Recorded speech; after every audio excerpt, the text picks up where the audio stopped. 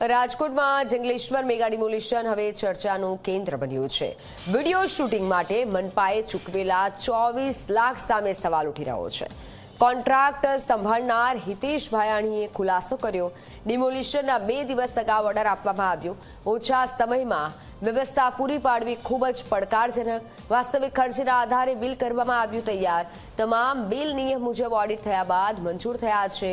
હવે આ મુદ્દો ગરમાઈ રહ્યો છે। 2 દિવસ અગાઉ ઓર્ડર અપાયો હતો। તમામ બિલ નિયમ મુજબ ઓડિટ થયા બાદ મંજૂર થયા છે।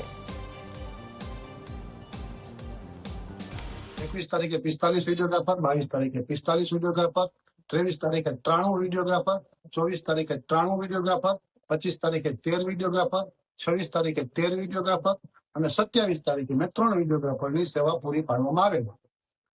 અને એ દરમિયાન જે કઈ હતા એક વીડિયોગ્રાફરો 10-10 કલાકની કામગીરી હોય છે। અમારે જ્યારે પણ નાના મોટા કાર્યક્રમો હોય છે 2-3 કલાકનું કામગીરી હોય છે, એ પ્રમાણે અમારા ભાવ પ્રસાર થયા હોય છે। અને કોર્પોરેશને જે ટેન્ડર પાસ કરેલું હોય એ મુજબના અમારા ભાવ બિલ બનાવવાના હોય છે અને એથી ઓછું કે વધારે બિલ બનાવી નથી શકતા। અને બીજા નંબરમાં જ્યારે પણ આજે મેં ડિમોલેશનની કામગીરી કરેલી ત્યારે વિડીયોગ્રાફરોને ચૂકવવા માટે પણ મારે પોતાને મારો ફ્લેટ ગીરવે મૂકી અને 25 લાખ રૂપિયાની મેં લોન લીધેલી છે।